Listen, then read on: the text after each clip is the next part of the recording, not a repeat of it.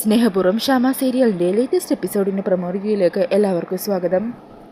അങ്ങനെ ഗൗതം വർണ്ണനെ നിലവറയിലെത്തിക്കാനായിട്ട് വരുണിൻ്റെ അരികിൽ ചെന്ന് ആ രാധിക അവിടെ നിലവറയുടെ ഭാഗത്ത് നിന്ന് കറങ്ങുന്നുണ്ടായിരുന്നു എന്ന് പറയുവാണ്. എന്നിട്ട് പറയണേ, പിന്നെ ആ നിലവറ എന്ന് പറയുന്നത് അപകടകരമായ ഒരു സാധനമാണെന്നല്ല ആ തിരുമേനി പറഞ്ഞത്. അതുകൊണ്ട് ആ കുട്ടി ഇവിടുന്ന് സൂക്ഷിച്ചോളാൻ പറഞ്ഞോളൂ. ഞാൻ പറഞ്ഞാൽ ചിലപ്പോൾ അത് കാര്യമൊക്കെ ഇന്ന് വരില്ല. അതിനെന്താടാ, ഞാൻ പറഞ്ഞോളാം. അങ്ങനെ പറഞ്ഞ വരുൺ നിലവറയുടെ അരികിലേക്ക് പോകുവാണ്. ഈ സമയം നിലവറയുടെ ഡോറിൻ്റെ അവിടെ ഇങ്ങനെ നിൽക്കുവാണ്ടോ വരുൺ. ഇനി രാധിക ഇതിനുള്ളിലുണ്ടാകുമോ? ഉണ്ടെങ്കിൽ ഇന്ന് തന്നെ എൻ്റെ മനസ്സിലുള്ള മുഴുവൻ കാര്യങ്ങളും അയാളോട് തുറന്നു പറയണം. മനസ്സ് തുറന്നൊന്ന് സംസാരിക്കണം.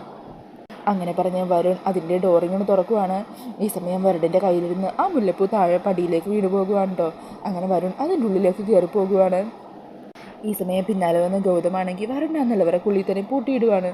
അങ്ങനെ പ്ലാൻ വിജയിച്ച് സന്തോഷത്തിൽ നിൽക്കുവാണ്ടോ ഗൗതം. ഇതേസമയം വരുണാണെങ്കിൽ അതിൻ്റെ ഉള്ളിലെ ഇരുട്ടിൽ പെട്ടുപോയിട്ട് ഫോണിൽ ലൈറ്റൊക്കെ ഓൺ ചെയ്യുവാണ്. പിന്നീട് അവിടെ രാധികയൊന്നും കാണാത്ത കാരണം തിരിച്ചിറങ്ങാൻ നേരത്താണെങ്കിൽ അതിൻ്റെ ഉള്ളിൽ പെട്ടുപോയിന്ന് മനസ്സിലാകുവാണ്ടോ വരുൺ. അങ്ങനെ വരുൺ ആൾക്കാരെയൊക്കെ വിളിക്കാൻ ശ്രമിക്കുന്നുണ്ട്. അച്ഛനെയും മുത്തശ്ശീനെയൊക്കെ വിളിക്കുവാണ്. എന്നാൽ ശബ്ദമൊന്നും പുറത്തേക്കും കേൾക്കുന്നില്ല കേട്ടോ. ഇതേസമയം അവിടെ പ്രിയങ്കേനോട് മുത്തശ്ശിയും പത്മിനിയൊക്കെ വരുണിനെ വിളിച്ചുകൊണ്ട് വരാൻ പറയുവാണ്. പ്രിയങ്കയാണെങ്കിൽ അവിടെ എല്ലായിടത്തും അന്വേഷിച്ചിട്ട് വരുണിനെ കാണാത്ത ടെൻഷൻ അടിക്കുവാണ് കേട്ടോ. ഈ സമയം ഇതൊക്കെ കണ്ട് സന്തോഷത്തോടു കൂടി നിൽക്കുവാണ് ചന്ദ്രശേഖരനും കൽപ്പനയൊക്കെയും. പിന്നീട് കാണിക്കുന്നത് പരമേശ്വരനും പത്മിനിയും കൂടി മുത്തശ്ശിയോടൊക്കെ തനിക്ക് വന്ന ആ ഫോൺ കോളിനെ കുറിച്ച് പറയുവാണ്. കുറച്ച് മുമ്പ് എന്നെ ഒരാൾ ഫോണിൽ വിളിച്ചിരുന്നു. നമ്മുടെ കുടുംബത്തിലെ ആർക്കോ എന്തൊരു അപകടം പറ്റാൻ പോകുന്നു. ഒരു ഭീഷണിയായിരുന്നു അത്. ആരാണെന്ന് എനിക്ക് മനസ്സിലായില്ല. അങ്ങനെ അതേക്കുമ്പോൾ മുത്തശ്ശിയും വല്ലാതെ ടെൻഷനാവുന്നുണ്ട്. ഇതേസമയം രാധികയും വരുൺ അവിടെയൊന്നും കാണുന്നില്ല എന്നറിഞ്ഞ് ടെൻഷനാകുവാണ് കേട്ടോ. ഈശ്വര, വരുൺ ഇതെന്താ പറ്റിയത്? അങ്ങനെ പറഞ്ഞ് രാധികയും അവിടെയെല്ലാം അന്വേഷിച്ച് നടക്കുന്നുണ്ട്. അങ്ങനെ രാധിക നിലവറൻ്റെ ആ ഭാഗത്തെത്തുമ്പോഴായിരിക്കും കേട്ടോ പടിയിൽ വീണ് കിടക്കുന്ന മുല്ലപ്പൂ കാണുന്നത്.